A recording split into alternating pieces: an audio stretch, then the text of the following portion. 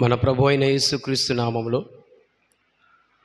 ఈ ఉదయకాలం దేవుని మందిరానికి వచ్చిన మీ అందరికీ నా హృదయపూర్వకమైన వందనాలండి. అందరికీ వందనాలండి. ప్రియులారా, దేవుని వాక్యాన్ని సమయం పాడు చేసుకోనకుండా దేవుని వాక్యాన్ని ధ్యానం చేసుకుందాం.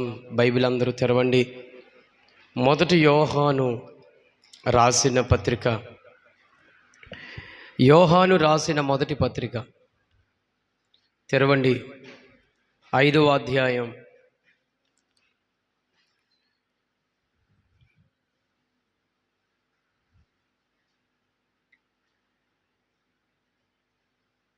చెప్పిన వెంటనే సెకండ్లో తీయాలి టక్కువని. యోహాను రాసిన మొదటి పత్రిక 5వ అధ్యాయము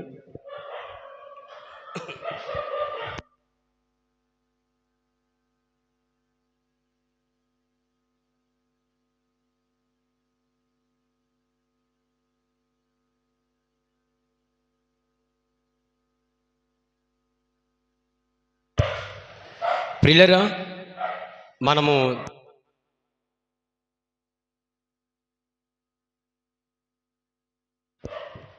దేవుని వాక్యాన్ని చదువుకుందాం.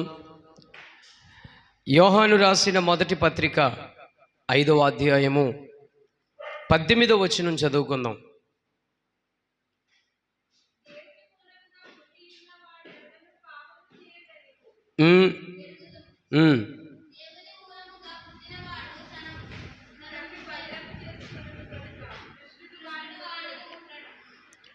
అమ్మా, ఒకసారి మైక్ పట్టుకోండి. ఈ మైక్ పట్టుకోండి.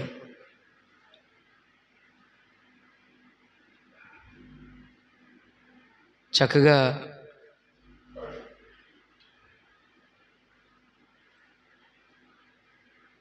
చదవండి. దేవుని మూలముగా పుట్టియున్న వాడెవడును పాపము చేయడని ఎరుగుదుము. దేవుని మూలముగా పుట్టినవాడు తన్ను భద్రము చేసుకొనును గనుక దుష్టుడు వాణ్ణి ముట్టడు. మనము దేవుని సంబంధులమనియు లోకమంతయు దుష్టుని యందున్నదనియు ఎరుగుదుము. చాలు. చిన్న ప్రార్థన చేసుకుందాం. దేవుని సహాయం కొరకై మోకాళ్ళ మీదకి రండి. ప్రేమగల మా తండ్రి, దయగల మా ప్రభువా,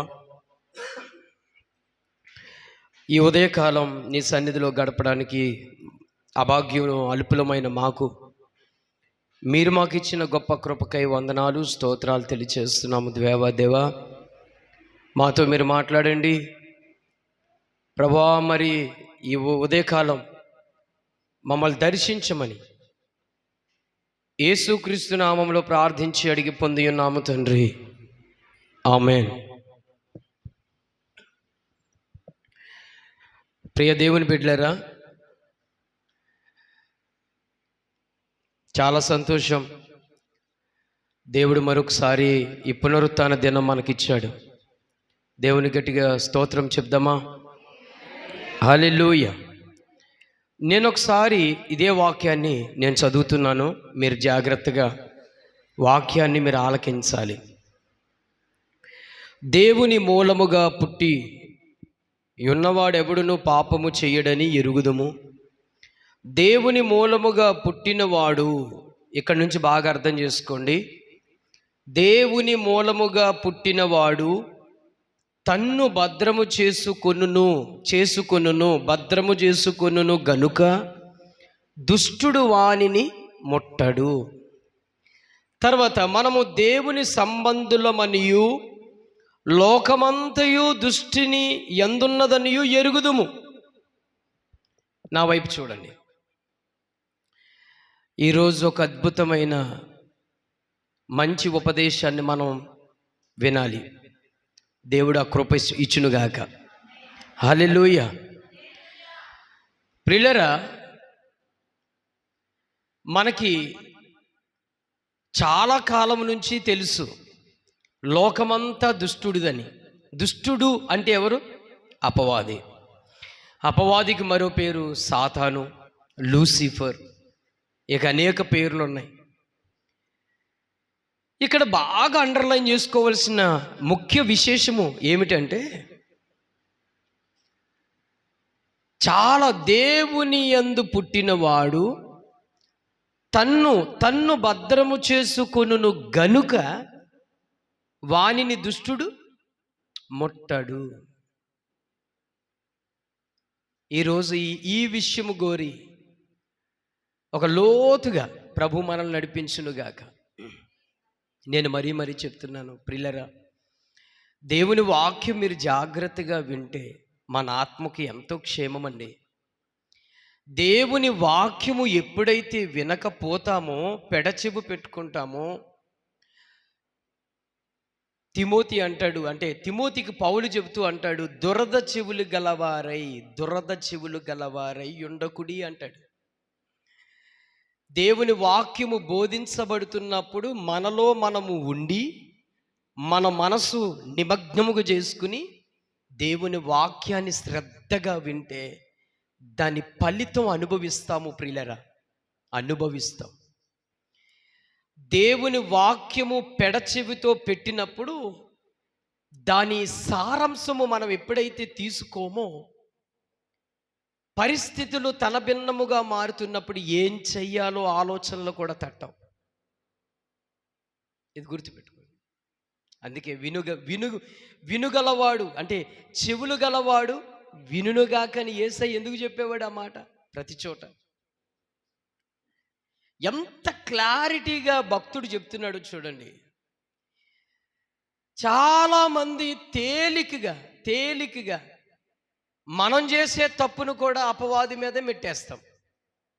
రాత్రి బోయేజ్ అన్న నేను అదే మాట్లాడుకున్నాం. అన్నకి దేవుడు మంచి ఆలోచన ఇచ్చాడు ఆ విషయం. ప్రతిసారి అపవాది కొరకే ఎత్తుతాం, అపవాది మీదే వేస్తాం నింద.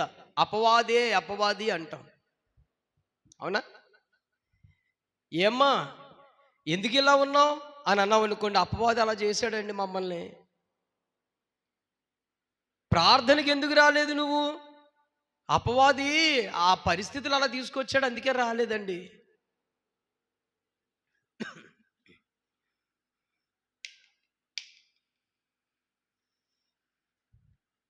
ఎన్ని విధాలుగా మనలను మన తప్పులు కప్పిపెట్టుకుని వాని మీద వేస్తాం. ఇప్పుడు నేను వాడికి సపోర్ట్ చేయట్లేదు. మొదట మనకి, రెండవది వాడికి కౌన్సిలింగ్ ఈరోజు. అర్థమైందండి? వాక్యము అబద్ధం కాదు, వాక్యము సత్యము. ఏమంటాడు ఇక్కడ? దేవుని యందు పుట్టినవాడు తన్ను భద్రము చేసుకొనును గనుక, అంతేనా? భద్రము చేసుకొనును గనుక దుష్టుడు వానిని ముట్టడు. మరి ఎందుకు అపవాది మీద మనం మెప్పములేస్తున్నాం? అపవాది మీద, సాతాను మీద మెప్పవలేసేస్తున్నాం.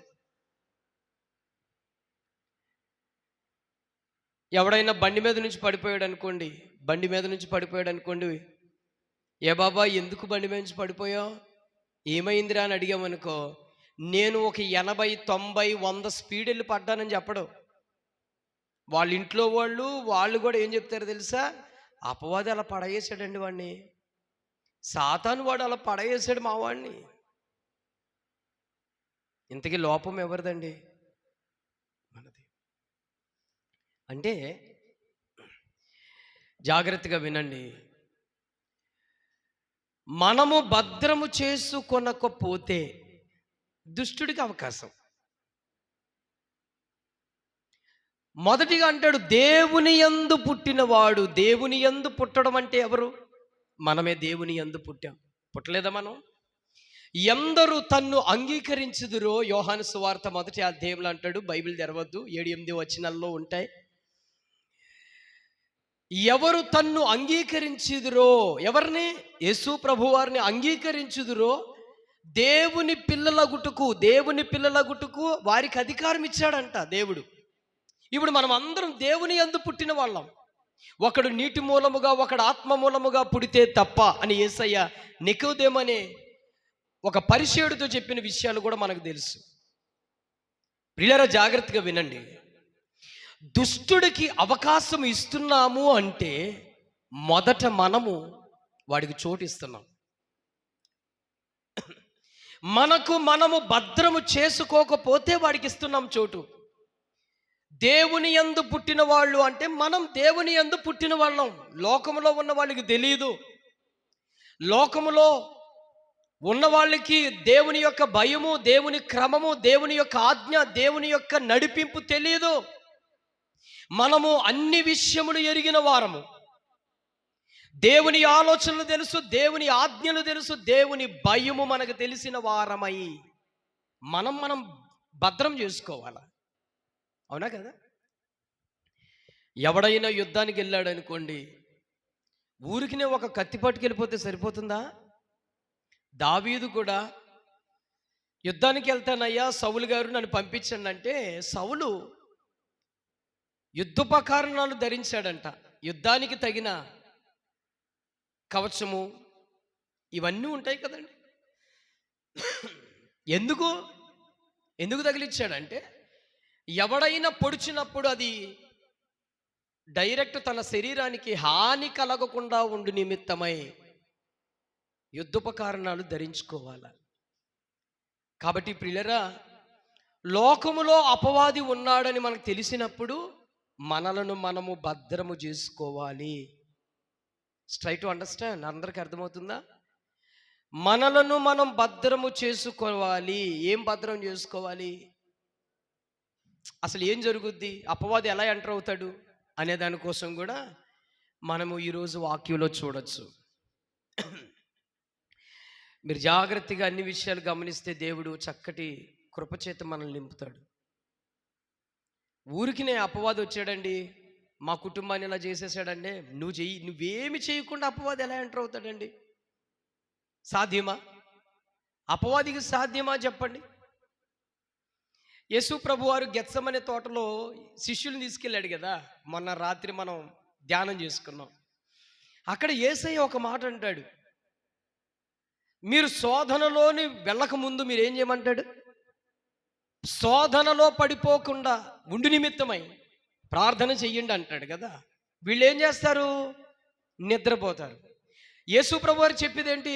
ప్రార్థన చెయ్యండి అని. వీళ్ళు చేసిన పని ఏంటి? నిద్రపోవడం.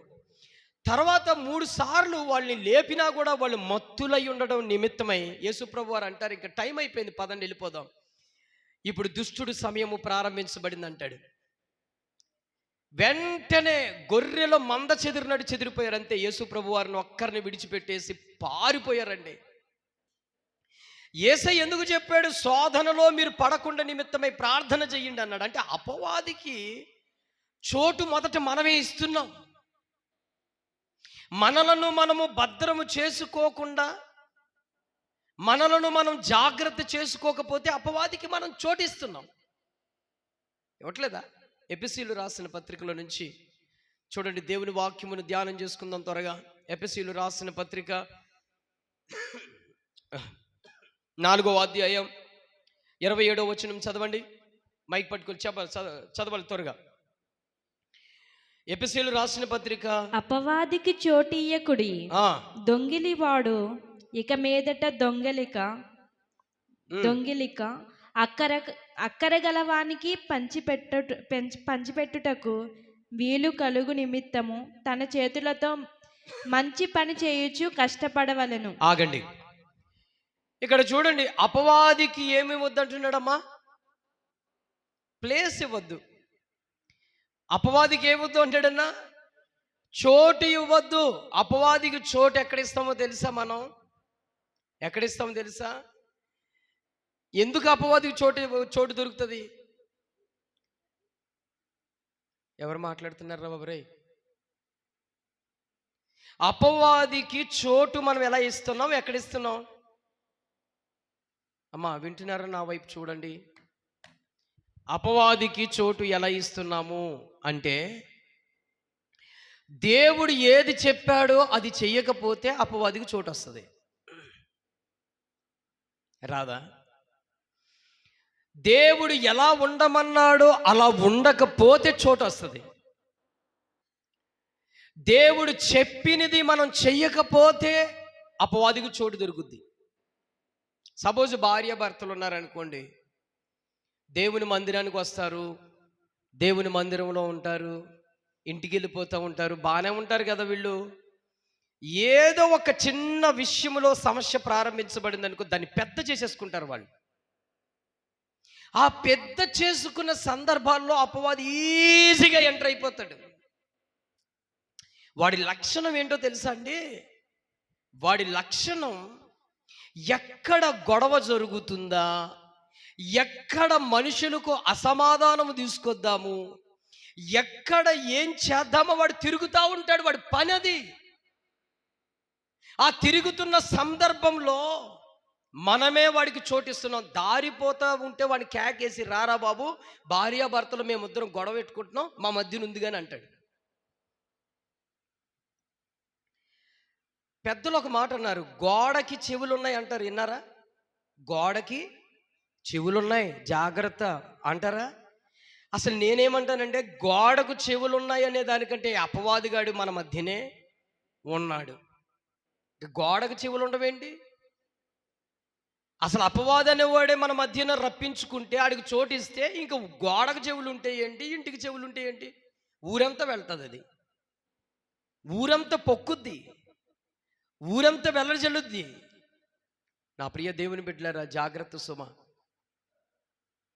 పౌలు అంటాడు, అపవాదికి చోటు ఇవ్వకండి, చోటు ఇవ్వకండి. చోటు ఇవ్వకుండా ఉండాలి అంటే మనము దేవుని చెప్పిన మాట ప్రకారంగా మనం చెయ్యాలి, మనం జీవించాలి. ఓకే, అయితే అపవాది యొక్క ఆడి అలవాట్లు ఏంటో తెలుసా? యోహాను సువార్త, ఇందాడు చదివిన మొదటి యోహాను సువార్త పత్రికలో వాడి పద్ధతి, వాడి పని ఏంటో చూడండి. 3వ అధ్యాయము 8వ వచనం చదవండి నాన్న.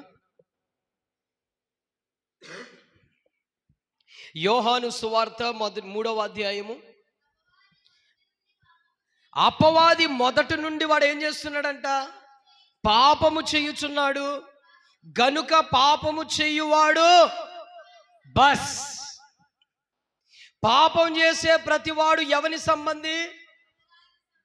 అమ్మ బైబిల్ తెరిచారా? మీకు ఇంకా బైబిల్ దొరకలేదు. దేవుడు ఎంత గొప్ప కృపిచ్చాడో మీకు. మీరు కంప్యూటర్లు ఇచ్చుకుంటూ వచ్చేయండి అమ్మ, ల్యాప్టాప్లు కానీ ఇచ్చుకుంటూ వస్తే దెబ్బకి ఒక చర్చ్ కొడితే వచ్చేస్తుంది కదా.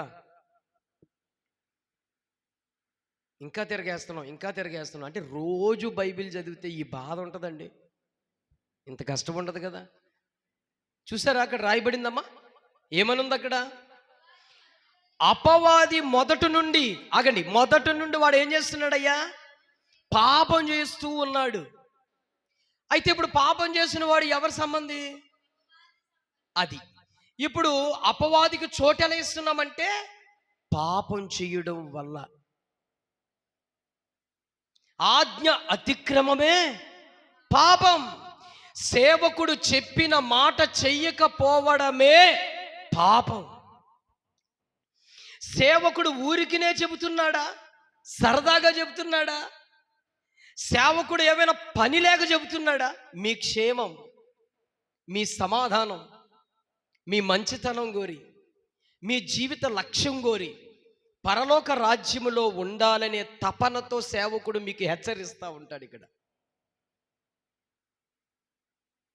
నా ప్రియ దేవుని బిడ్డలారా, మనం మొదటి నుంచి చాలా సున్నంగా పరీక్షించుకొస్తున్నాం. ఏమంటాడు అక్కడ? తన్ను భద్రము చేసుకొనడం వల్ల అపవాది వాణ్ణి ముట్టడు. ముట్టే పరిస్థితి వస్తుందంటే ఆజ్ఞ, మాట వినడం లేదు. మాట వినకపోతే వచ్చే ప్రమాదాలు ఇంత కాదు, నష్టాలు భయంకరంగా వస్తాయి. ఈరోజు మిమ్మల్ని 9 గంటల ఆరాధన అంటే 9 గంటలకి ఎందుకు రమ్మంటున్నాను?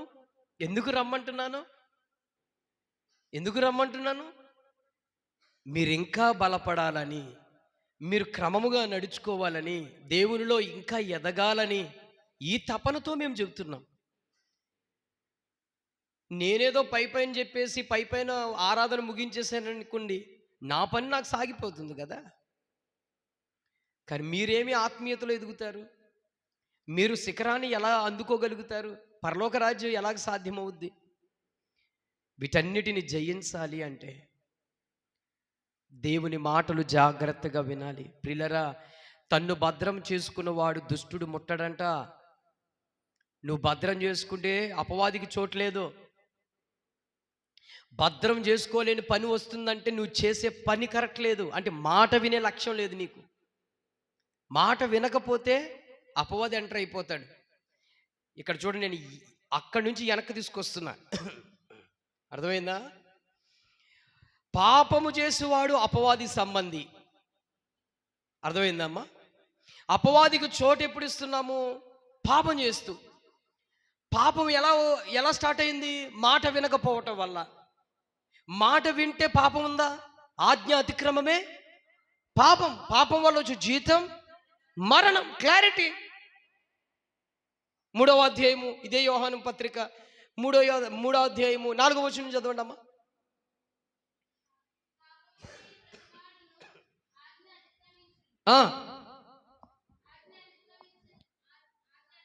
అమ్మా తడుగుతున్నావేంద్రా, మరల ఇంకోసారి చదవమ్మా. పాపము చెయ్యు ప్రతివాడును ఆజ్ఞను అతిక్రమించును, ఆజ్ఞ అతిక్రమమే పాపము. అయ్యా వింటున్నారా?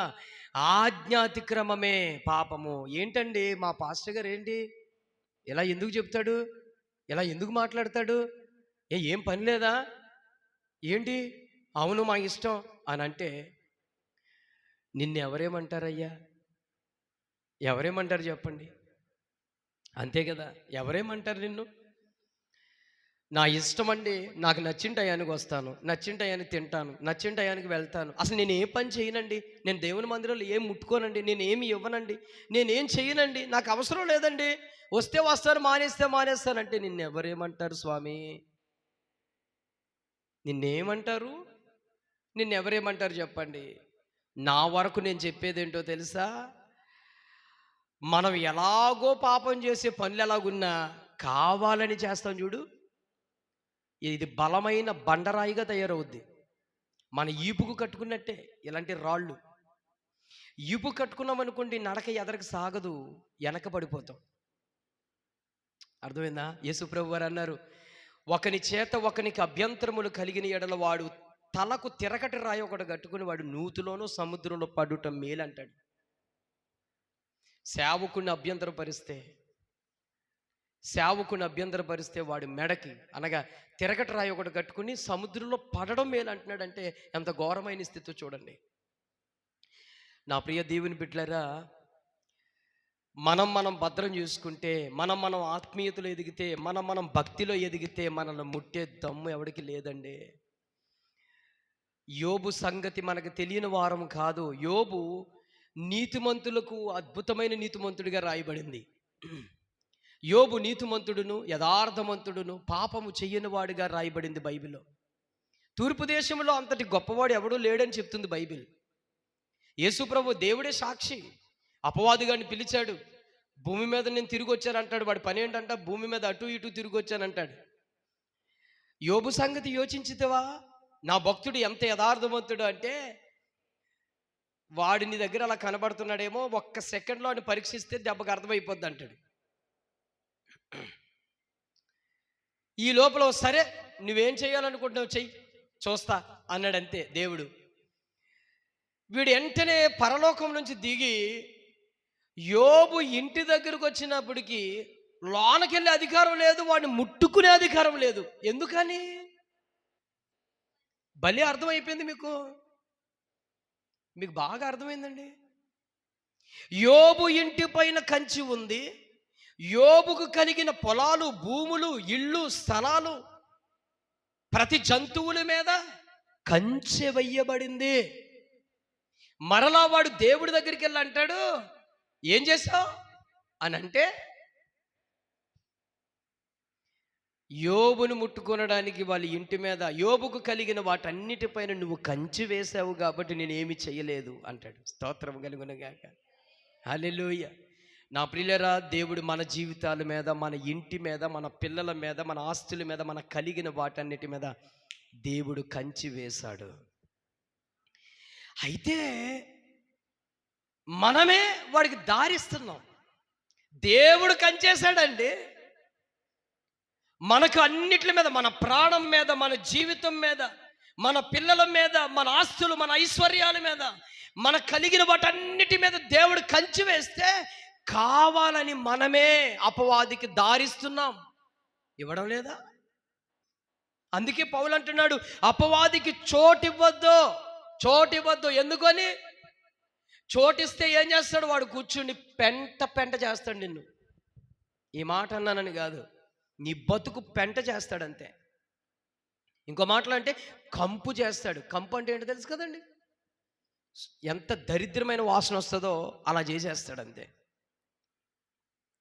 ప్రియులారా, అపవాదికి చోటు ఇవ్వడం వల్ల, అపవాదికి చోటు ఎందుకు ఇస్తున్నామండి? మాట వినకపోవడం వల్ల. మా సేవకుడు చెప్పాడండి చెయ్యాలి, మా దేవుడు చెప్పాడండి చెయ్యాలి. ఎందుకు? మీ మంచితనం కోసం, మీ క్షేమం కొరకు ఆ మాటకి విధేయత చూపాలి. నా ప్రియులారా, గుర్తుపెట్టుకోండి, అంతటి రాజు సమూయేలుకి దేవుడు ఏమని చెప్తాడంటే, నువ్వు వెళ్ళి బలి అర్పించు అని చెబితే, ఈ లోపల బలి అర్పించక ముందే సమూయేలు ముందే బలి అర్పించేస్తాడు. సమూయేలు వెళ్ళక ముందే అక్కడ ఏం చేశాడండి? సౌలు బలి అర్పించేశాడు. బలి అర్పించడం పని ఎవరు చేయాలి? ఒక యాజకుడిగా ఆయన చెయ్యాలి. పైగా అమలేకీయులు వాళ్ళకు కలిగిన వాటన్నిటిలో ఏది కూడా ఉంచకుండా నిర్మూలన చేయమని దేవుడు ఆజ్ఞిస్తే, ఈ సౌలు ఏం చేశాడు? అందులో మంచి గొర్రెల్ని తీసుకొచ్చాడంట. తీసుకొచ్చి మేకల శబ్దం, గొర్రెల శబ్దం వస్తుంది కదా. సమూయేలు వచ్చి, అయ్యా నువ్వు చేసిన పని ఏంటి? నేను వచ్చేదాకా ఆగాలి కదా, నువ్వెందుకు అర్పించావంటే, తొందరపడ్డానయ్యా, తప్పైపోయింది అన్నాడు అనుకోండి. మరలా అంటాడు, ఏంటి శబ్దం ఏంటి? ఎక్కడో గొర్రెల శబ్దం వినపడుతుంది ఏంటి అని అన్నాడు. ఆ మాటకి అమలేకీయుల్లో అక్కడున్న మొత్తం నిర్మూలన చేసినప్పుడు కొన్ని గొర్రెలు మచ్చలేనివి, స్వచ్ఛమైనవి ఉన్నాయి కాబట్టి దేవుడికి బలి అర్పించుదామని తీసుకొచ్చాడంట. తీసుకొస్తే అప్పుడు అంటాడు, బలి అర్పించుట కంటే మాట వినుట శ్రేష్టం. దేవుడు ఏం చెప్పాడు? ఆ ప్రాంతములో ఉన్నది ఏది నాకొద్దో, ఏది మీరు తెచ్చుకోవద్దని చెప్పాడండి. మీరేం తెచ్చుకోవద్దు, అన్నీ అక్కడ వదిలేసి, అన్నీ అక్కడ దహనం చేసి మీరు వచ్చేయండి అన్నాడు. దేవుడు ఎంత మంచి మాట చెప్తాడు తెలుసా అండి? ఆయన ఏదైనా ఒకటి చెప్పాడు అనుకోండి, దాన్ని చేస్తే చాలండి, చాలు. అది చేయకపోయామా చూడండి,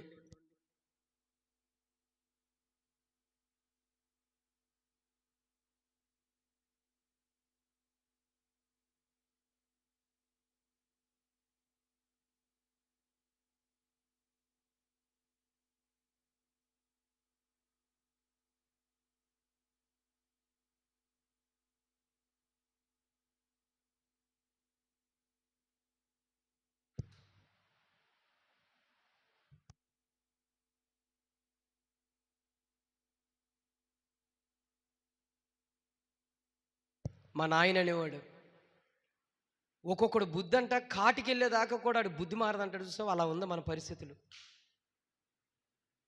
కాలు జరుపుకునేంత పరిస్థితులు వచ్చినా కూడా మన బుద్ధి మారదంట. అర్థమైందండి? ఇంత సీరియస్గా దేవుని వాక్యం విత్తబడుతున్నప్పుడు అపవాదికి చోటు వద్దంటే ఇదే. నా ప్రియులారా, జాగ్రత్తగా వినండి.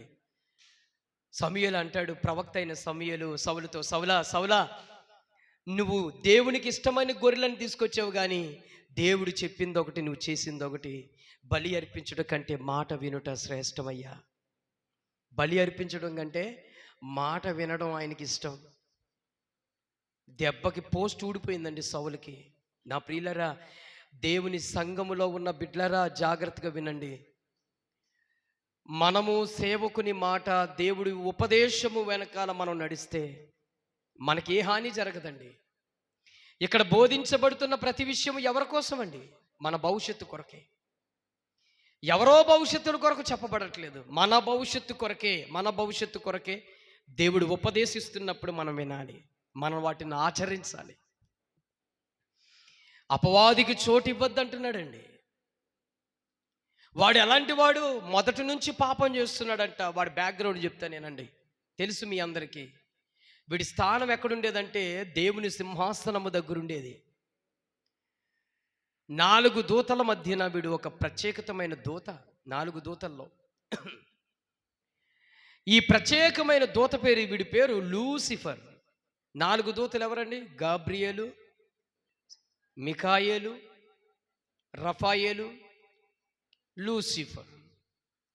ఈ 4 వారిలో వీడి పని ఏంటంటే ఆరాధనకు, వర్షిప్ లీడర్, దేవదూతలందరినీ ఆరాధింపచేసేవాడు, ఆరాధనలో నడిపించే లూసిఫర్. ఈ లూసిఫర్ గర్వించాడు, దేవుడికి నా వల్లే కదా ఇంత ఘనత వస్తుంది, ఆహా ఇది నేను కూడా ఈ స్థాయిలో ఉంటే చాలు అని చెప్పి ఆకాశమంతకు ఎదుగుదును, అక్కడ నా సింహాసనం వేసుకుందును అని ఆలోచించాడంతే. వీనిని కలిగి చేసిన దేవుడికి వీడి ఆలోచన తెలీదా?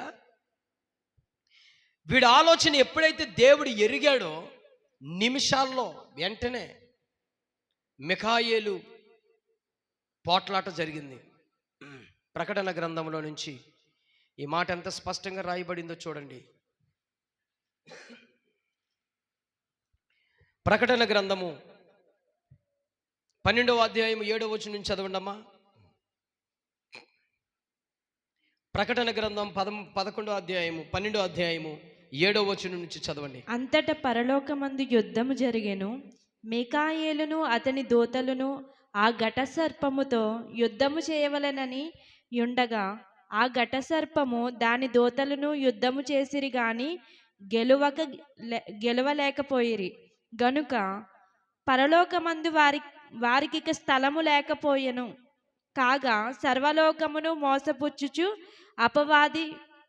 అపవాది అనియు సాతాననియు పేరుగల అది సర్పమైన ఆ మహాఘట సర్పము పడద్రోయబడెను. అది భూమి మీద పడద్రోయబడెను. దాని దూతలు దానితో కూడా పడద్రోయబడిరి. మరియు ఒక గొప్ప స్వరం. ప్రియులారా, పరలోకంలో గొప్ప భయంకరమైన యుద్ధం జరిగింది. మిఖాయేలుతో పాటు ఉన్న దూతలు, ఈ లూసిఫర్ వెనకాల ఉన్న కొంత బ్యాచ్, వీళ్ళకి మధ్యన గొడవ జరిగింది. చివరికి వీడు త్రొయ్యబడ్డాడు. ఎక్కడి నుంచి? పరలోకం నుంచి. పరలోకములో వీడికి స్థానం లేదు. పరలోకములో ఎప్పుడైతే వీడికి స్థానం లేదో మనుషుల యొక్క హృదయాల్లో స్థానం సంపాదించుకోవడానికి ప్రయత్నాలు చేస్తున్నాడు. మీకు అర్థమవుతుందా? పరలోకములో వాడికి స్థానం ఇవ్వలేదు దేవుడు, మనుషులు వాడికి స్థానం ఇస్తున్నారు. మనుషులే వాడికి ఇస్తున్నారండి స్థానం. మనుషులు ఇస్తున్నారు వాడికి స్థానం. చాలా తప్పు అండి. వాడంతటా వాడు మనిషిలో రావడానికి వాడికి అధికారం లేదో, నెవర్. వాడికి మనుషుల్లో డైరెక్ట్ రావడానికి అధికారం లేదు. మనం ఇస్తే వస్తాడంతే. దోమల మెస్ కట్టుకున్నామండి. పడుకున్నప్పుడు దోమల మెస్ కట్టుకున్నాం. ఎందుకు కట్టుకున్నాం? దోమలు మనల్ని కుట్టకుండా కట్టుకున్నాము కదండి. కట్టినప్పుడు దోమలు ఎన్నుంటాయని చంపేస్తాం కదా, చంపేస్తాం. లోనకి వెళ్ళినప్పుడు లేపాలి కదండి, మరి వెళ్ళడం కష్టం కదా ప్రియులారా. ఇదివరకు మా చిన్నతనంలో డాబాల పైన బయట ఇళ్ళ బయట కర్రలు పాతుకుని 4 కర్రలు పాతుకుని దోమలో తెర కట్టుకునేవారు. దోమలు కొడతాయి, చల్లగా నిద్రపోదామని. అప్పుడు ఏసీలు ఏముంది? లేవు. కరెంటు కూడా ఉండేది కాదు. ఇక బయట నిద్రపోయేవారు ఎక్కువ శాతం. ఈ దోమల మెస్ కట్టుకున్నప్పుడు ఆ దోమలు లోనికి రాకుండా వీళ్ళు ఏం చేసేవారంటే ఈ లేపినప్పుడు ఎంతో కొంత దోమలు వచ్చేసి, అంటే ఈ దారి ఎవరిచ్చారు? మాట్లాడరేంటండి? ఎవరైతే ఆ మంచం మీద పడుకుంటాకి వెళ్తాడో చూడండి, వాడే తెరలేపిన వెంటనే దోమలు వెనకాల పదరా మేము నీతో వస్తున్నాయని వస్తాయి. అలాగే పిల్లరా, అపవాది ఒక మనుషుణ్ణి ముట్టడానికి ఈజీగా వాడికి అధికారం లేదు. వాడికి అధికారం లేదండి. ఎందుకంటే తన స్వరక్తమిచ్చి కొనుక్కున్న తన బిడ్డల పైన అధికారం ఇవ్వలేదు దేవుడు వాడికి. గుర్తుపెట్టుకోండి, అధికారం ఇవ్వలేదు. మామూలుగా మనల్ని కొనుక్కోలేదు ఆయన.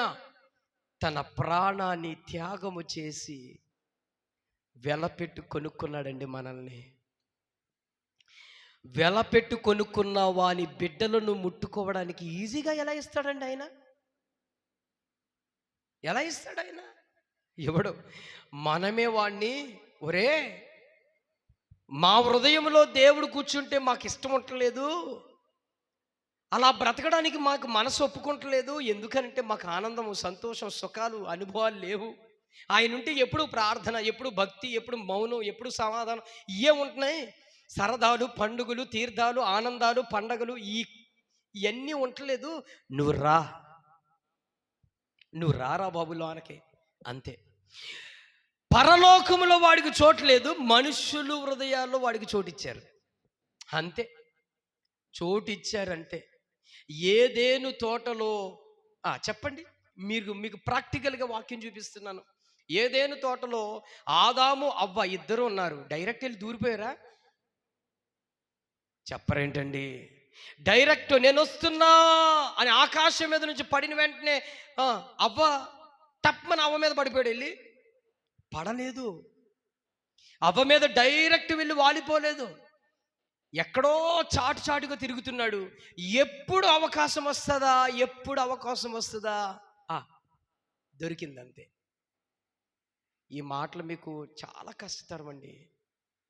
ఎంత అద్భుతంగా దేవుడు మనకి తెలియపరుస్తున్నాడు. ఆ తోటలో తిరుగుతున్న ఈ అవ్వ మాటి మాటికి ఆ పండును చూస్తూ ఉంటే కోరిక పుట్టింది, తినాలనే ఆశ. ఇప్పుడు మాట్లాడడం మొదలెట్టింది ఈ సర్పము అనగా సాతాను. ఇది నిజమా అన్నాడంటే అబద్ధమునకు వాడు, యేసుప్రభు వారు ఏమంటాడు? అబద్ధమునకు వాడు జనకుడు. 4th ఫ్లోర్లో మనిద్దరం ఫ్రెండ్స్ అంటాడు. గ్రౌండ్ ఫ్లోర్ వచ్చిన తర్వాత నువ్వు నాకు తెలియదు అంటాడు. అపవాది గడుకున్న లక్షణం ఏంటమ్మా? 4th ఫ్లోర్లో మనిద్దరం ఫ్రెండ్స్, గ్రౌండ్ ఫ్లోర్ వచ్చిన తర్వాత నువ్వు ఎవడో నాకు తెలియదురా పోరా అంటాడు. అంతే. ఈ లోపల సగం ఐస్ క్రీమ్ సీకేసిన పుల్ల అలా మిగిలిపోతే అలా అయిపోతాం మనం. ఏమో అర్థమైందా? కాబట్టి పిల్లరా గమనించండి, అపవాది పాపం చేయువాడు ఆది నుంచి చేస్తున్నాడు. వాడి లక్షణం పరలోకం నుంచి వాడి గర్వం స్టార్ట్ అయింది. వాడి పతనా స్థితి భూమి మీదకి వచ్చింది. భూమి మీద వచ్చిన తర్వాత మానవులు వాడికి ఈజీగా చోటు ఇవ్వరని అలా తిరుగుతుంటే ఎవరిస్తారా అని అంటూ మొత్తానికి మనుషులే చోటిచ్చేశారు. దేవుడు చోటు ఇవ్వలేదు, మనుషులు చోటిచ్చారు. వాడు వచ్చి చక్కగా హృదయాల్లో కూర్చున్నాడు. త్రాగుడు వాడి పనే, వ్యభిచారం వాడి పనే, సిగరెట్లు వాడి పనే, బూతులు వాడి పనే, కోపం వాడి పనే, ద్వేషం వాడి పనే, పగ తీర్చడం వాడి పనే, ప్రతీకారాలు అన్నీ ఈ చెత్త విషయాలన్నీ కూడా వాడికి సంబంధించినవి. అందుకే వీడు ఆకాశం నుంచి పరలోకం నుంచి పడిపోయిన తర్వాత వీడు ఏం చేస్తున్నాడంటే చూడండి, 1 పేతురు రాసిన పత్రిక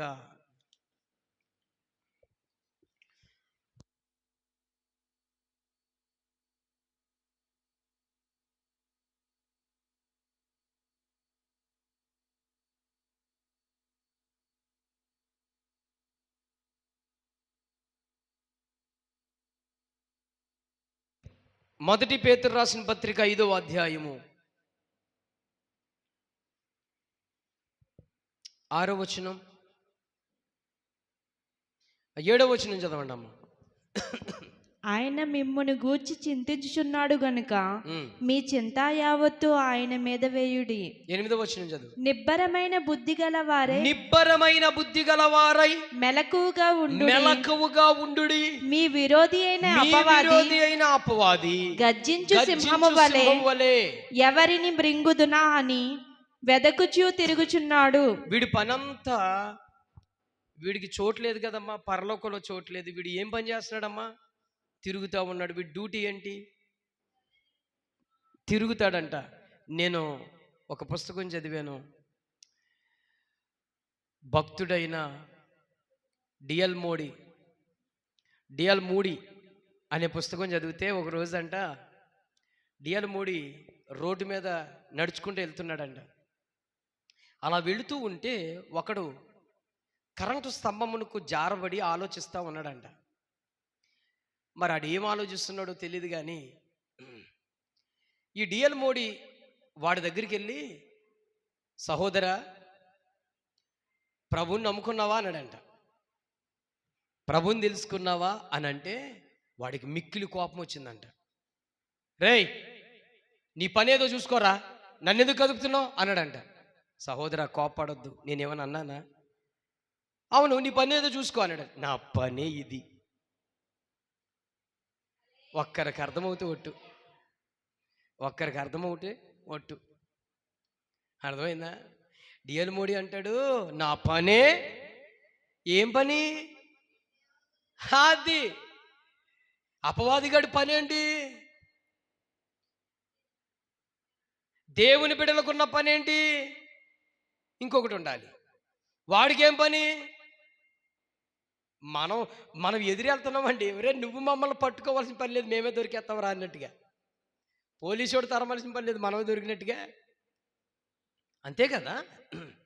అపవాది ఎవడిని మృంగుదునా అని వాడు తిరుగుతున్నప్పటికీ మన వాడు దారంపడి నెతుక్కుంటూ వెళ్తాడు అనుకో, వాడిని కేకేస్తాను, hello mister Satan is come here, in wife and husband is fighting here, come here, you still centre అంటుంది. Hello hello hello hello mister Satan, రా, మా సంఘంలో గొడవ జరుగుతుంది, రా. మా పాస్టర్ గారు ఏమన్నాడో తెలుసా? సైతాన్. పాస్టర్ గారు ఏమన్నా, ఏయ్ అలా ఎందుకు అంటాడు రా పక్క నుంచి, ఏయ్ ఇంకో మాట. సాతానుగాడికి చోటు మనం ఇస్తున్నామండి. ఈజీగా వాడికి అధికారం లేదు ప్రియులరా. మనలను ముట్టుకునే అధికారం లేదు. మన భద్రం చేసుకోకపోతేనే. చాలామందికి దెయ్యం పడిపోయిందండి, మా పిల్లల మీద దెయ్యం పడిపోయిందండి, బాబు దెయ్యం పట్టేసుకుందని అని చెప్తున్నాం. దెయ్యం ఎందుకు పట్టుకుంది? దెయ్యము ఎందుకు పట్టుకుంది? నువ్వు చోటు ఇచ్చావు, వాటి స్థానాన్ని కోరుకున్నావు, అంతేనా? దెయ్యాలు ఒక మనుషుల మీద ఎందుకు ప్రభావితం చేస్తాయి? వాటికి సంబంధించిన ఆలోచనలు, వాటికి సంబంధించిన క్రియలు చేస్తే వచ్చి శుభ్రంగా నీతో కలిసి తింటాయి, పడుకుంటాయి. అది ప్రియులరా. దెయ్యాలు అందరి మీద పట్టుకుంటున్నాయా? వాటికి చోటిచ్చిన వాళ్ళని వదలకుండా పట్టుకుంటాయి. అలాగే అపవాదికి మనం చోటిస్తున్నామండి. వాడి పనేంటి? ఎవడిని మృంగుదునా అని తిరుగుతున్నప్పుడు మన పనేంటండి? మనం దేవునితో చెయ్యి పట్టుకుంటూ, దేవుని చెయ్యి పట్టుకుని, దేవుడు మన చెయ్యి పట్టుకుంటూ ఆయనతో వెళ్ళాలి, ఆయనతో తిరుగుతూ ఉండాలి, ఆయనతో జీవిస్తూ ఉండాలి. ఇక చోటు ఎక్కడ ఉండండి? మనం భద్రం చేసుకోవాలండి. నీ అంతటి నువ్వు భద్రం చేసుకోవాలా? నీ అంతట నీ సమయాన్ని భద్రం చేసుకోవాలా? నీ అంతట నీ పనులు భద్రం చేసుకోవాలా? నీ అంతట నువ్వు బైబిల్ చదివే భద్రం చేసుకోవాలా? నీ అంతటి నువ్వు ప్రార్థన మెలకువగలిగి ఉండాలా? అపవాది ఉచ్చులు ఉగ్గుతాడు, ఉచ్చులు ఉగ్గుతాడు. హబకుక్కులో ఒక రాయబడింది మాట చూడండి, ఎంత చక్కగా రాశారో భక్తుడు.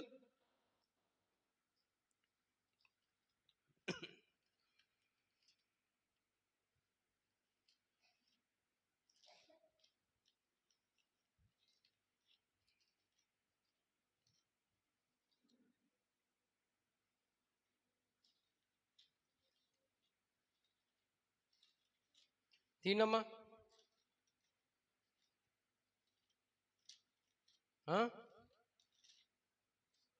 హబకుక్కు 1వ అధ్యాయము 15వ వచనం. వాడు మైక్లో చదవండి అమ్మా. వాడు గాలము వేసి మానవులనందరినీ గుచ్చి లాగి ఉన్నాడు, ఉరులు వగ్గి చిక్కించుకొనిచున్నాడు. వాడు తన వలతో వారిని కూర్చుకొని సంతోషపడి గంతులు వేయుచున్నాడు. ఎంత దారుణం అండి ఇది. ఏమ్మా మీకు అర్థమవుతుందా? బోధించబడుతున్న ప్రతి మాటకి రెఫరెన్స్ అర్థమవుతున్నాయమ్మా? అపవాది చేస్తున్న పని ఏంటంట, ఊరికినే మనుషులు పట్టుకోలేడంటాడు, వాడికి సాధ్యం కాదు. గేలం వేసిన వాళ్ళు ఏముంటుందండి దానికి, గేలానికి ఏముంటుందో చెప్పండి, చెప్పాలి అయ్యా ఇసాక్ గారు. గేలం వేసినప్పుడు ఊరికే చేపడుతుందా, ఏముండాలి దానికి, ఎర్ర. ఆ ఎర్ర ఏంటి అమ్మా, భలే తెలిసిందండి రూతమ్మ గారి పాపం. అన్నా వీళ్ళు ఏదో తక్కువ అంచనేస్తున్నాం కానీ చాలా మేధావులన్నా, బైబిల్ ముందుగానే అన్నీ తెలిసిన వీళ్ళకి. చాప పట్టేవాడికి గేలానికి ఏముండాలి, ఎర్ర ఉండాలి. ఎర్ర లేకుండా పొద్దుడు కూర్చున్నా, 2 రోజులు కూర్చున్నా, సంవత్సరం కూర్చున్నా ఒక్క చేప కూడా పడదు. అపవాది లోకములో గేలం పట్టుకుని కూర్చున్నాడు. ఆ గేలానికి ఏం పెట్టాడు తెలుసా, ఎర్ర పెట్టాడు. ఎర్ర ఏంటి, ఆ ఎర్ర ఏమిటి, ఏమిటి ఆ ఎర్ర, నేత్రాశ, శరీరాశ, జీవపుటంబం. ఈ ఎర్రలు వేసాడంతే గేలానికి. వేసిన తర్వాత ఇలా వేసాడా, ముందే పరిగెత్తుకుని వెళ్ళి నోరు మొత్తం మింగేత్తనం అంతే. గేలం టాపక్కొని ఆ శంకులు వేసుకుపోతున్నాయి, ఇలాగా లాగేస్తున్నాడు అంతే. ఆడు బొంగలో వేసేసుకుంటున్నాడు, బొంగలో వేసుకుంటున్నాడు అంతే. మా అమ్మకి అమ్ముతున్నాడు అంతే కదండి. బొంగలో వేసుకుంటున్నాడు ఎవరిని, మనలను బొంగలో వేసుకుంటున్నాడు. వాడు పైగా గంతులు వేస్తున్నాడంట చూడండి. కొందరు గేలము చేత పట్టబడితే మరొకరండి వలకి చెక్కబడిపోతారు. వల వేసేస్తాడంతే ఏకంగా. అబ్బా ఎంత వల వేయటం ఎంత ఈజీ అండి, ఈజీ కదండి. ఈజీగా పడితే వలకి, గేలానికి పడడం కష్టం, వలకి ఈజీగా పడిపోతాయి. అంటే వలకి పడడం అంటే ఎదురెళ్ళిపోవడం. అరే నువ్వు రావద్దు, నువ్వు ప్రయాసపడద్దు, నేనే నీ దగ్గరికి వచ్చి లోబడిపోతా, నేనే నీకు దొరికేస్తా. ఇది గేల వేసినప్పుడు ఎర్ర వెడుతున్నప్పుడు దగ్గరికి వెళ్ళి వాసన చూసి బాగానే ఉంది మింగుతున్నాడు అంతే, పడిపోతాం. ఆ ఎర్ర ఏమిటి అని ఆలోచించుకో. ఎవరిది, ఎవరికి సంబంధించిన ఎర్ర, ఏ విధమైన ఎర్ర ఎడుతున్నాడు నీకు దేవుడు, ఏ విధమైన ఎర్ర ఎడుతున్నాడు అపవాది, ఏ విధమైన ఎర్ర పెడుతున్నాడు మనకి.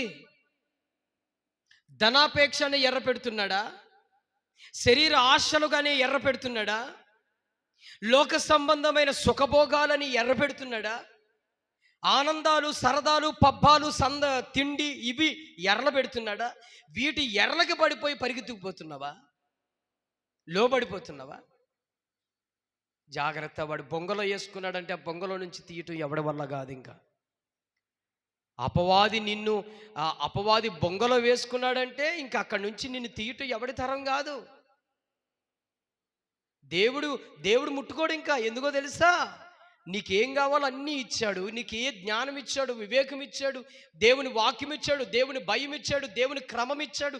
ఇన్ని ఇచ్చిన తర్వాత కూడా నువ్వు అపవాదికి దొరికావంటే నిన్ను ఎవడు తీస్తాడు చెప్పండి. ఇవ్వకుండా నువ్వు పడే సీన్ ఉండదు. పడేలాగా నువ్వు వెళ్ళిపోయావంటే నీకు ఎర్ర వాసన చూపించాడు. ఆ వాసనకి వెళ్ళి పడిపోతే దేవుడు ఇంకా తీయనే తీయడు. తీస్తాడా?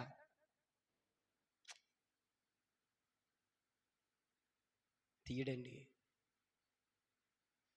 దేవుడు కమిట్మెంట్ పర్సన్ కాదైనా, లోబడిపోయి ఏదో ఆ పోనీలే అని మనకులాగా వంకర మాటలు మాట్లాడే అంత ఈజీ పర్సన్ కాదైనా. ఆయన ఒక డిసిషన్ మైండ్తో ఉంటాడంతే. ఆయనకి సాటి ఎవరు కారు, ఆయన మాటకు తగరు, ఆయన ఆలోచనలకు ఈ భూమి మీద, ఈ సృష్టిలో, ఈ యావదస్సులో ఎవరు ఆయనకి సమానులు కారు. ఆయన గొప్ప మహనీయుడు. దేవునికి స్తోత్రము కలుగునుగాక. హల్లెలూయా. నేను ముగిస్తున్నాను ప్రియులారా, జాగ్రత్తగా వినండి. అర్థమవుతుందా అండి? అపవాది ఏం చేస్తున్నాడంట, గేలం పెట్టి లాగుతున్నాడంట మనల్ని గేలం పెట్టి, ఊరికినే మనం గేలం గడికి వెళ్ళట్లేదు, ఎర్ర పెడుతున్నాడు. ఆ ఎర్రకి పట్టబడిపోతున్నాం. కొంతమంది డబ్బు, కొంతమందికి శరీరాశలు, కొంతమందికి అందాలు చందాలు, కొంతమందికి ఏమో వైభోగాలు, కొంతమందికి పండగలు. ఏమండి, ఈ పండగలు మరి చెప్తున్నాను, అన్యులు ఆచారము మనకెప్పటికీ చెయ్యరాదు అని బైబిల్ ఎన్నో సార్లు మనకు హెచ్చరిస్తూ ఉన్నాయి. మన పిల్లలకు కూడా వాటి జోలికి వెళ్ళనివ్వకుండా కాపాడుకోవాలని దేవుడు హెచ్చరిస్తున్నాడు. దీపావళి పండుగ చూచింది, అన్యులు తెలియక వాళ్ళు ఆచారం చేస్తున్నారు. క్రైస్తవులంగా మనకు అవసరం ఏముంది? ఇలా అంటే అందరికీ కోపమే, అందరికీ కోపమే. నీకు మంచి చెబితే కోపమే కదా, మనిషికి వచ్చి అంత కోపం వస్తుంది నీకు.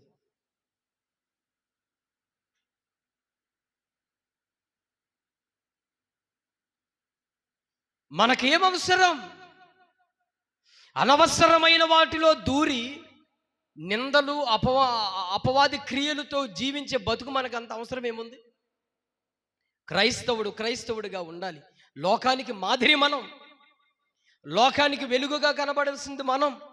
అలాంటి మనం వాళ్ళతో పాటు వెళ్ళి రకరకాల వ్యసనాలు చేస్తే ఏం పని?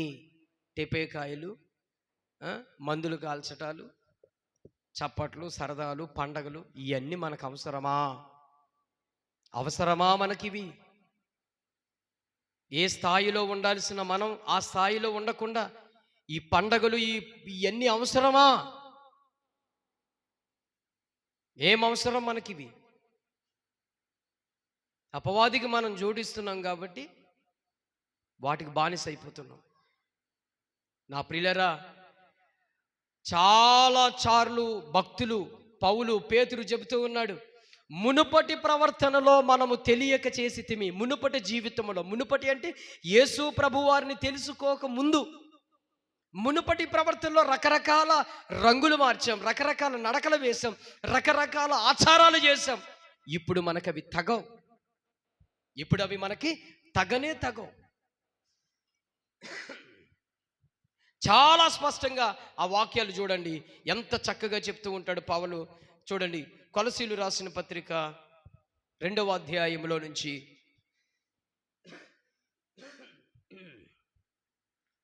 బైబిల్ తెరవండి. కొలసీలు రాసిన పత్రిక 2వ అధ్యాయము 8వ వచనం చదవండి నాన్న. ఆయనను అనుసరింపక మనుషుల పారంపర్యాచారమును అనగా ఈ లోక సంబంధమైన మూలపాఠములను అనుసరించి మోసకరమైన నిరర్ధక తత్వ జ్ఞానము చేత మిమ్మును చెరపట్టుకొని పోవు వాడెవడైనా ఉండునేమో అని జాగ్రత్తగా ఉండుడి. చూడండి ఎంత హెచ్చరిస్తున్నాడు. మనుషుల పారంపర్య చొప్పున అంటే ఏంటో తెలుసమ్మా? మనుషుల పారంపర్య చొప్పున ఏమవుద్దండి? టెబెట్గలకి వెళ్తే ఏమవుద్ది? మందులకి వెళ్తే ఏమవుద్ది? ఎవరైనా చచ్చిపోతారా? చేయడం తప్ప? వాళ్ళ సరదాలు తీర్చడం తప్ప? వాళ్ళ ఆనందాలు తీర్చడం తప్ప? తప్పు. దేవుని వాక్యము చెబుతుంది తప్పు అని. నేను చెప్పేది కాదు, దేవుని వాక్యము చెబుతుంది. అలా చేయడం తప్పు, అలా చేయించే తల్లిదండ్రులది కూడా తప్పు. అది ముఖ్యంగా క్రైస్తవుల కొరకు చెప్తున్న మాటది. ఒక కాలంలో మనం చేసాం, ఇక మనకు అవి తగవు. నేను మరొకసారి ఈ విషయం గుర్తు చేస్తున్నాను. లోకంలో ఉన్న వారికి ఈ విషయంలో కోపమే రావచ్చు, దేవుని నమ్ముకోలేని బిడ్డలకు కోపం రావచ్చు. కానీ వాళ్ళు తెలియక కోపపడుతున్నారు. దేవుని నమ్ముకున్న బిడ్డలముగా జ్ఞానము కలిగి నడవాలి. దేవుడు చెబుతున్నాడు అది. ఎవడైనా మిమ్మల్ని ఎలా తీసుకెళ్ళిపోతాడంటే ఈడ్చుకుని పోవునేమో, జాగ్రత్తగా పడుడి. ఈడ్చుకుని పోతాడేమో. నేను చాలాసార్లు చెప్పాను ప్రియులరా, మరొకసారి గుర్తు చేస్తున్నాను మిమ్మల్ని. ఈ మధ్య కాలంలో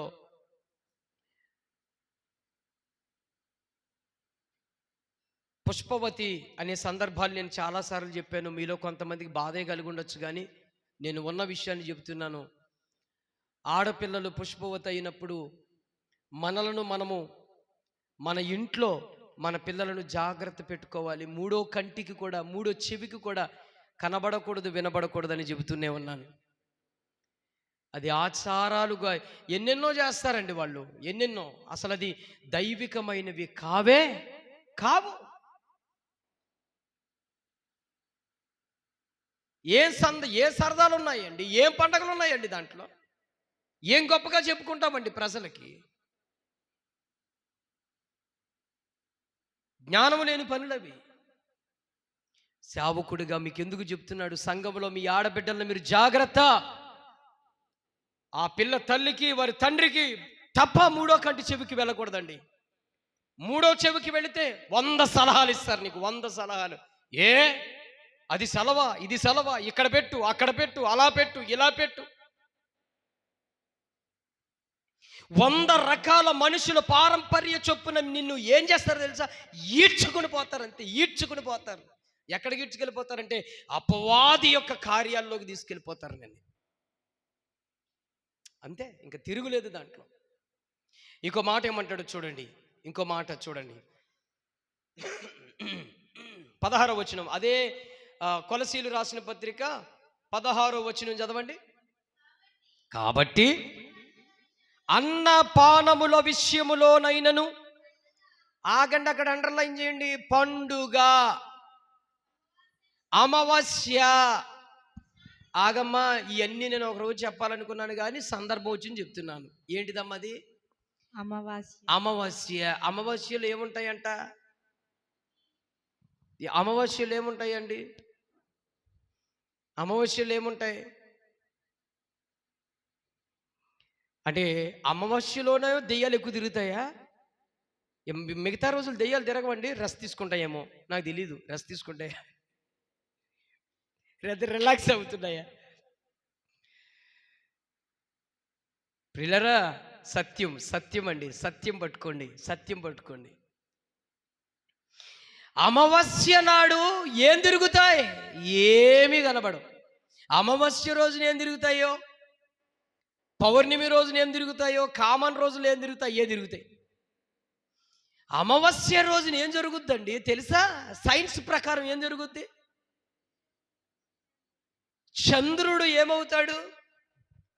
కనబడడు అనే విషయాన్ని బట్టి అది ఒక భయంకరమైన రోజు. అమావాస్య అనేది భయంకరమైన దినము. ఆ రోజు అసలు ఏ పెళ్ళిళ్ళు చేసుకోకూడదు, ఏ ఇల్లు ఓపెనింగ్ చేసుకోకూడదు, అసలు ఏ విధమైన శుభకార్యాలు చేయకూడదు అని ఒక భయంకరమైన నిందేశారు, అంతే. ఇక ఆ రోజు ఇచ్చిపుచ్చుకోవడం జరగదు, ఏది జరగవు, అంతే. అదొక భయంకరమైన రోజు నెట్టేశారు దానికి. అమావాస్య ఈరోజు ఇంటికి వచ్చేయండి తొందరగా అంటారు. అమావాస్య ఈరోజు బయటికి ఎక్కడికి వెళ్ళొద్దు. అమావాస్య ఈరోజు అలాగుంది. ఏమి ఉండదు అందులో. ఒక చీకటి ఎక్కువ ఉంటుంది, అంతే. ఆ రోజు అధిక చీకటి ఉంటుంది, అంతే. ఏముంటుందండి? మిగతా రోజులు ఉండే చీకటి కంటే ఆ రోజు అధిక చీకటి ఉంటుంది. ఏమీ లేదు దాంట్లో, ఏమీ లేదు. మనుషులను ఒక భ్రమపరిచి ఈడ్చుకుని పోతుంది మిమ్మల్ని ఈ లోకం, ఈడ్చుకుని వెళ్ళిపోతుంది. ఏమీ లేదండి దాంట్లో. అమావాస్యని భయంకరంగా పాటించే వాళ్ళు ఉన్నారు కొంతమంది. ఏమీ లేదు ప్రియులరా. అన్యుల ఆచార ప్రకారంగా వాళ్ళకుంటే ఉండొచ్చు, మనకు ఐ డోంట్ నో, నాకు వాళ్ళతో సమస్య లేదు. మన వాళ్ళు దేవుని బిడ్డలుగా, యేసు ప్రభుని విశ్వసించిన వాళ్ళముగా, యేసు ప్రభు రక్తములో కడగబడిన వారముగా, దేవుని మందిరములో ఎదుగుతున్న వారముగా, మనకు ఆచారాలతో అమావాస్యలతో సంబంధమే లేదు మనకి. నెవర్. దేవుడు మన పక్షమునుండగా మనకి విరోధి ఎవడు? మనల్ని ముట్టుకునే ధైర్యం, దమ్ము ఎవడికి లేదంతే. దేవుడు మన పక్షమునుండగా. రోషముగా ఈ మాట చెప్తున్నాను. అమావాస్య రోజును ఏది చేయలేనప్పుడు మరి అమావాస్య పుట్టిన వాళ్ళందరిని పడేయాలా?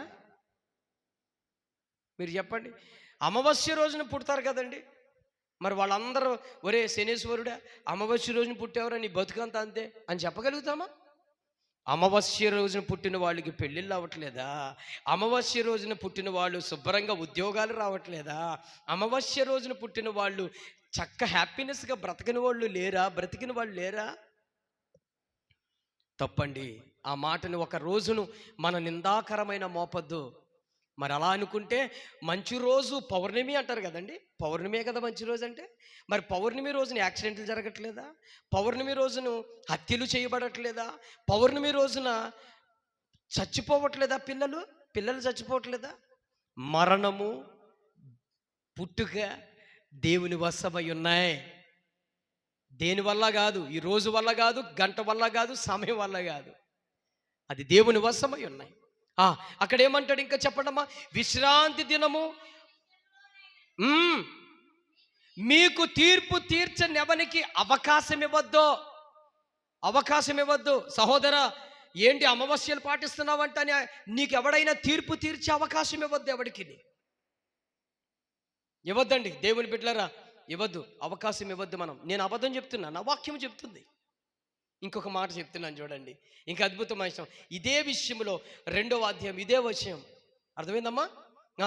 22వ వచనం చదువునానా?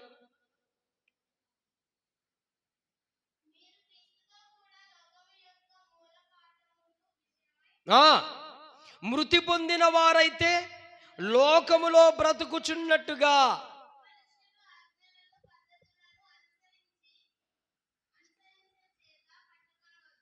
చప్పట్లు కొట్టండి గట్టిగా. ఒక్కడికి అర్థమైందా? ఒక్క తలకాయకి అర్థమైందా ఈ మాటలు? ఒక్క తలకాయకి. వినయ్ కుమార్ గారు అనే మాటలు అబద్ధమేమి లేదండి. ఆయన సొరకాయ అంటున్నాడు కానీ నేనంటాను ఆనపకాయ అంత తలకాయలు ఉండి, గుమ్మడికాయలు అంత తలకాయలు ఉండి సెంసాడు గుంజి లేదు. నిజమే, తలకాయలేమో గుమ్మడికాయలలో ఉన్నాయి, సెంసాడు గుంజి ఉండదు. గుంజి లేక ఈ ప్రవర్తనలు చేస్తాం, గుంజుంటే ఈ ప్రవర్తనలు చెయ్యం, ఈ పనులు కూడా చెయ్యం. అక్కడ అంటాడు చూడండి,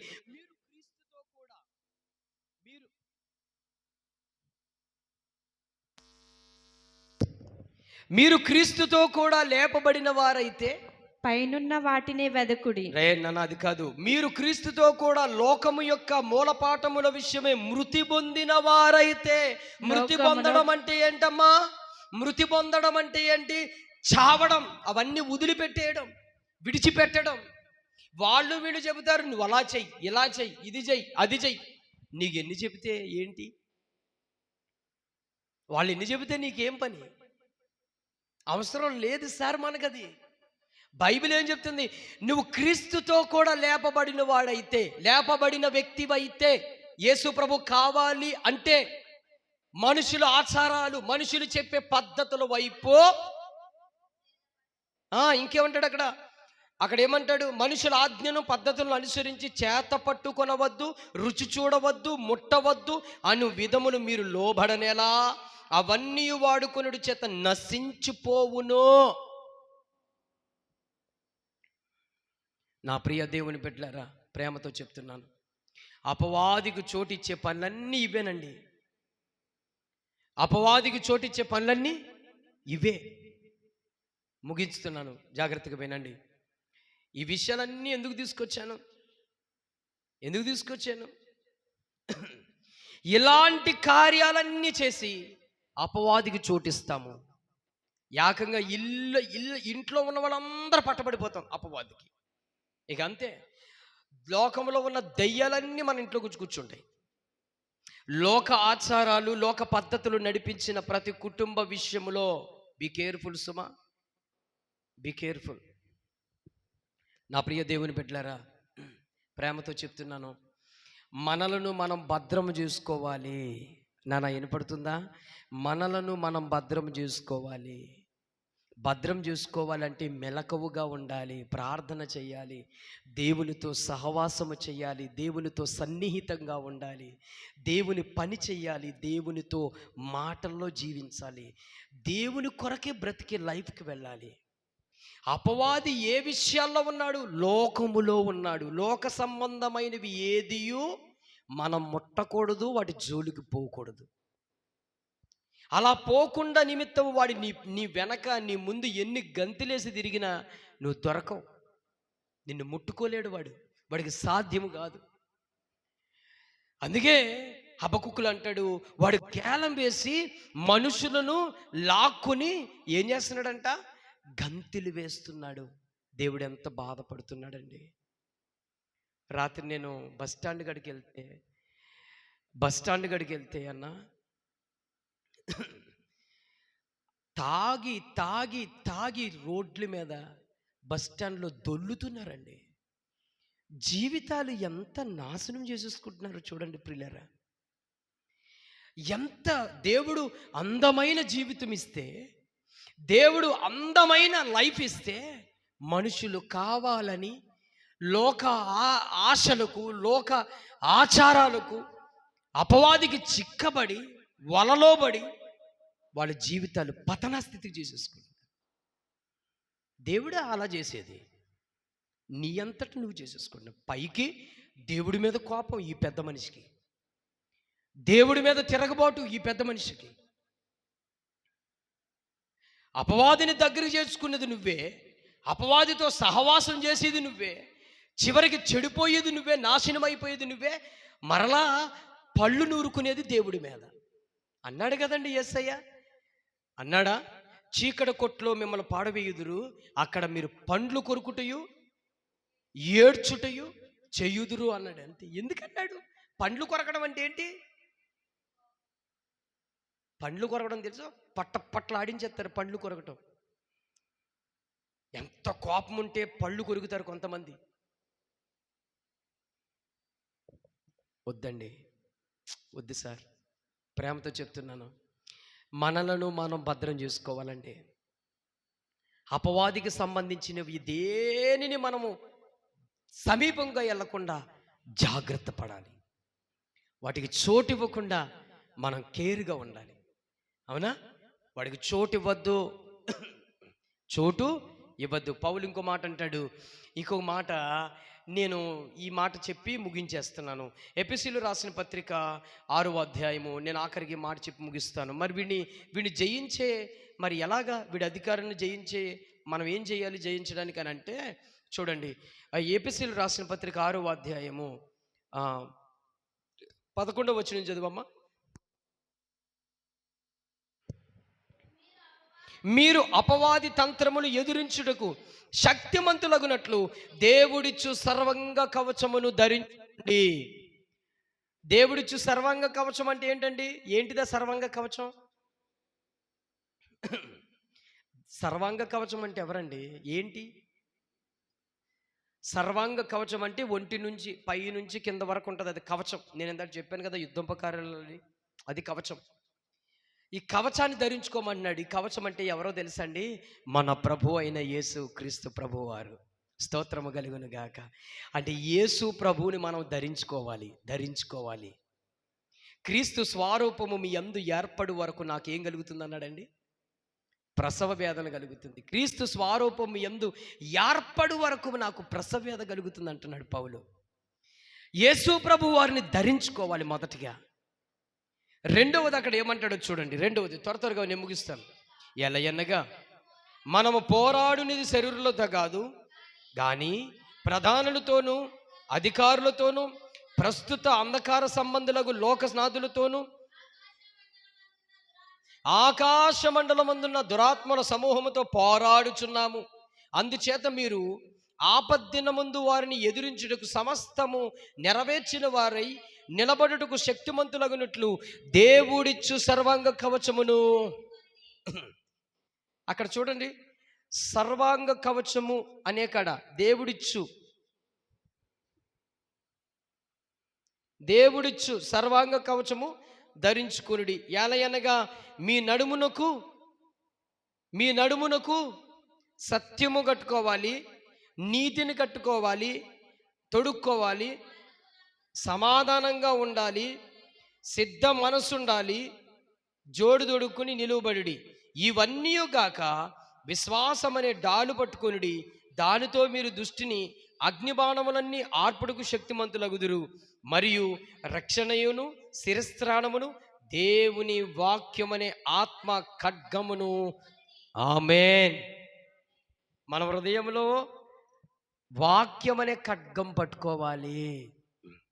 అపవాదిని యేసు ప్రభు వారు ఎలా జయించాడు? మనకి ప్రాక్టికల్ కనబడతాయి అక్కడ. అవునా? అపవాదిని దేవుడు ఎలా జయించాడండి? ఏమా మాట్లాడరేంటండి? అపవాదిని దేవుడు ఎలా జయించాడు? యేసు ప్రభు వారు ఎలా జయించాడు? అక్కడ 3 పరీక్షలు జరిగినాయి. ఆ 3 శరీరాశ, నేత్రాశ, జీవపుటంబాలు ఉంటాయి. అర్థమైందా? ఆ 3 శరీరాశ, నేత్రాశ, జీవపుటంబం, ఈ 3 ఉంటాయి. ఈ 3 యేసుప్రభు వారు ఎలా జయించాడు? వాక్యమనే ఆత్మ ఖడ్గమును పట్టుకున్నాడు ఆయన. అవునా కదా? ఏమంటాడు అక్కడ? నీవు దేవుని కుమారుడు అయితే రాళ్లను రొట్టెలుగా. అక్కడ ఏం చెప్పాడు? మనుషుడు రొట్టె వలన కాదు, దేవుని నోట నుండి వచ్చే ప్రతి మాట వలన జీవించును అని చదవలేదా? That's it. అందుకే మీరు వాక్యం వినండి, వాక్యం వినండి, వాక్యం వినండి, వాక్యం మనసులో పెట్టుకోండి, వాక్యం హృదయంలో పెట్టుకోండి. ఎందుకు చెప్తున్నామో తెలుసా? అపవాదిని ఎదిరించేటప్పుడు, అపవాదిని గెలవాలన్నప్పుడు మన చేతిలో ఆయుధం ఉండాలి. ఆయుధం లేకుండా పిల్లు కూడా మనల్ని పరుగులెట్టిస్తుంది. నీ చేతిలో ఆయుధం లేకపోతే పిల్లు కూడా పరుగులు పెట్టిస్తుంది, కోడి కూడా పరుగులు పెట్టిస్తుంది, కోతి కూడా పరుగులు పెట్టిస్తాయి. మాట లేని మోగ జీవలు నిన్ను పరుగులెత్తిస్తాయి. నీ చేతిలో ఆయుధం ఉంటేనే అవి ఆగుతాయి, భయపడతాయి. అపవాదికి భయపడేది ఏంటండి? వాక్యం అనే ఖడ్గము నీ చేతిలో ఉండాలి. నరకాలు వాడిని వాక్యం అనే ఖడ్గం పట్టుకొని. సినిమా చూడు అమ్మాయి, సినిమా చూడు అని రాత్రిపూట నిన్ను ప్రేరేపణ తీసుకొస్తున్నప్పుడు వాక్యం అనే ఖడ్గం పట్టుకోవాలి. నా దేవుడు బైబిల్ చదవమన్నాడు, నా దేవుడు ప్రార్థన చేయమన్నాడు. సినిమా, అపవాది పో ఇక్కడి నుంచి, అది వాక్య ఖడ్గం. మా సేవకులు చెప్పారు, మా సేవకులు ఈరోజు మాట్లాడారు, జాగ్రత్త అని. అది వాక్య ఖడ్గం. పిల్లరా, వాక్య ఖడ్గము మన చేతిలో ఉండాలి. అపవాదిని యేసు ప్రభువారు ఎంత చక్కగా ఎదిరించాడండి. వాక్యమే చెప్పాడు కదా, అక్కడ అన్ని విషయాలు వాక్యమే ఉంటుంది. అపవాదిగాడు కూడా ఎంత తెలివిగలడు చూడు, ఎంత తెలివిగలడు వాడంటాడు, నువ్వు ఇక్కడి నుంచి దూకితే మీ దేవదూతలు అమ్మా నిన్ను పట్టుకుంటాయంట కదా. స్తోత్రము కలుగును గాక. హల్లెలూయా. నా ప్రియ దేవుని బిడ్డలారా, ముగిస్తున్నాను. మనలను మనం భద్రం చేసుకోవాలి.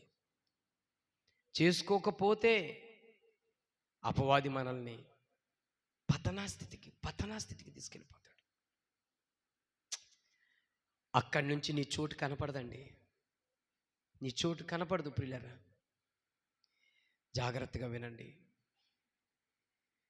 దేవుడి ఉపదేశం మన హృదయాల్లో ఫలింపచేసి ఆశీర్వదించునుగాక. ఆమేన్. ప్రార్థన చేసుకుందాం. మోకరించండి, దేవుని సన్నిధిలో ప్రార్థన చేసుకుందాం.